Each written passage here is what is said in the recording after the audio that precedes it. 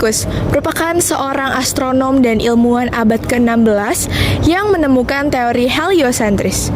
Teori heliosentris namun pada saat itu bermunculan bersamaan dengan revolusi ilmiah yang menyebabkan teori itu kerap dipertanyakan dan diragukan. Lantas, bagaimana teori itu bisa berkembang seperti sekarang dan juga diterima oleh hayalak masyarakat? Bersama saya, Syaumir Rizkina Wijaya, inilah wawancara khusus mengenai teori Copernicus bersama Gina Fitriana dan Nani Widiandari.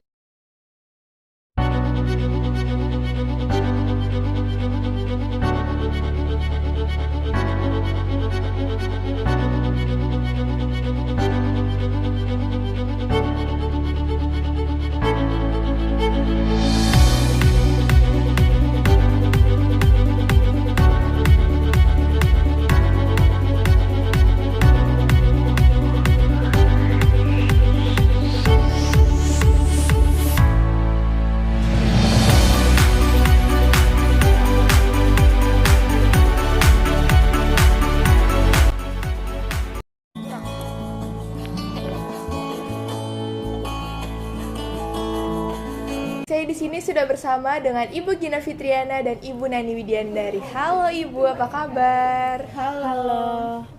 Alhamdulillah saya sendiri kabarnya baik. Alhamdulillah saya juga baik. Saumi sendiri gimana kabarnya? Alhamdulillah kabar aku baik juga, Bu. Oke, jadi perkembangan astronomi zaman sekarang itu udah berkembang banget kan, Bu, dibandingkan zaman dahulu. Tapi, pasti dari perkembangan-perkembangan itu ada proses dan juga ada penemu-penemu terdahulunya. Salah satunya merupakan Copernicus. Nah, Ibu bisa ceritain nggak siapa sih Copernicus ini? Kan masih banyak nih ya Bu yang belum kenal siapa sih Copernicus itu. Jadi tuh si Copernicus, dia tuh seorang ilmuwan dan astronomian yang berkebangsaan Polandia. Dan dia juga tuh dikenal sebagai seseorang yang tunduk terhadap otoritas. Dia juga tuh banyak sekali mengenyam pendidikan di universitas-universitas yang berbeda. Dia juga tuh banyak sekali mempelajari ilmu-ilmu selain ilmu astronomi, kayak contohnya tuh ilmu matematika, ilmu hukum, ilmu ekonomi, dan ilmu-ilmu lainnya. Jadi bisa kita simpulkan juga tuh dia tuh seseorang yang sangat haus gitu terhadap ilmu. Dan semasa dia berkuliah di Universitas Bologna, dia tuh sempat tinggal di sebuah kediaman profesornya yang bernama Domenico Maria de Novara. Dan di situ tuh mulai muncul suatu ketertarikan Copernicus dengan dunia astronomi. Karena ia tuh saat tinggal di kediaman profesornya, dia tuh gemar berdiskusi serta membantu penelitian si profesornya tersebut. Dia juga tuh melakukan sebuah yang namanya observasi langit. Jadi gitu, Bu. Wah, nggak disangka-sangka ya, Bu, kalau misalnya seorang Copernicus itu dapat membuat perubahan yang di mana perubahan itu tuh benar-benar menjadi sesuatu yang sampai sekarang itu dipercaya dan bahkan diterapkan di mana-mana. Nah, tadi kan kita udah bahas sedikit mengenai kehidupannya Copernicus. Sekarang kita akan masuk kepada teori heliosentris. Nah, teori heliosentris ini menjadi pembahasan yang kita tunggu-tunggu hari ini. Oke, silahkan kepada Ibu. Jadi si Copernicus mulai dipercaya menyusun teori yang paling terkenal, yaitu teori heliosentris di tahun 1508 dan membutuhkan waktu hingga 6 tahun. Pada tahun 1514, ia mulai berhasil menyusun manuskrip setebal 40 halaman yang memuat tentang teori heliosentris. Copernicus mulai mengumpulkan banyak data untuk menyempurnakan penelitiannya, sehingga menjadi buku yang dikenal sebagai The Revolution Bus Orbium Coelestium. Namun, buku itu mendapat banyak pertentangan dari banyak pihak. Oh, jadi Copernicus itu pernah membuat sebuah buku dan mendapat pertentangan dari banyak orang pada masanya. Lantas gimana sih, Bu, kelanjutan dari teori Copernicus itu setelah bukunya itu diterbitkan? Nah, jadi teori heliosentris ini adalah teori yang mengungkapkan bahwa matahari adalah pusat dari alam semesta.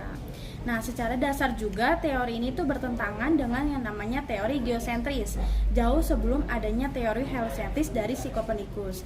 Dan ada juga ilmuwan Yunani kuno dan ilmuwan Islam yang telah mencetuskan teori ini. Contohnya itu dari ilmuwan Yunani yang bernama Aristarchus of Samos. Lalu pun Nicolaus Copernicus mulai mengembangkan teori ini dengan menjelaskan cara kerja alam semesta. Lalu setelah itu ada juga John Kepler yang memperluas konsep dari teori ini berdasarkan pendapat dari si Copernicus. Lalu teori ini pun semakin kuat dengan adanya penemuan teleskop yang ditemukan oleh Galileo Galilei, sehingga teori heliosentris ini pun bisa mematahkan teori geosentris yang dikemukakan oleh Ptolemy pada abad kedua sebelum Masehi. Teori heliosentris ini mulai mendapat perhatian dari para ilmuwan sesudahnya setelah melakukan pengamatan dan penelitian yang panjang. Kemudian banyak ilmuwan yang membenarkan dan mendukung serta menyempurnakan teori heliosentrisnya tersebut. Ilmuwan yang mendalami teori tersebut antara lain Isaac Newton, Galileo Galilei, Johannes Kepler.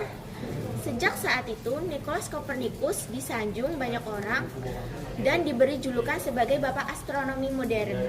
Wah, teman-teman, jadi nggak disangka-sangka ya kalau misalnya teori Copernicus itu dapat mengubah pandangan dunia terhadap dunia astronomi, terutama tentang teori heliosentrisnya itu sendiri. Oke, teman-teman dan Ibu, jadi sekarang kita akan masuk ke dalam sesi terakhir mengenai kematian Copernicus. Jadi, aku pernah dengar salah satu desas-desus mengenai kematiannya. Katanya bahwa Copernicus itu meninggal dalam keadaan terlelap, namun ia memeluk buku terbitannya itu. Nah, apakah benar atau masih desas-desus? Nah, yang seperti tadi Somi bilang ya, itu sebenarnya tuh masih desas-desus dan belum terbukti juga gitu kebenarannya. Jadi di umur yang semakin tua, Copernicus tuh menderita kelumpuhan akibat pendarahan yang tak terkontrol. Dan pada tanggal 24 Mei 1543, ia menghembuskan nafas terakhirnya di Frombork, Polandia.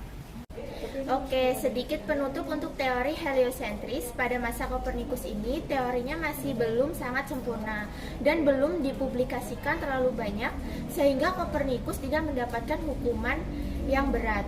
Nah, hanya berupa ultimatum karena heliosentris justru baru terkenal setelah kematiannya. Terima kasih atas waktunya untuk Ibu Gina Fitriana dan Ibu Nani Widiandari.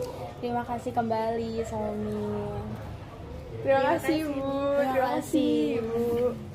Baik, sekian wawancara mengenai Copernicus dan teori heliosentrisnya. Saya Syaumir Skinawijaya, pamit undur diri.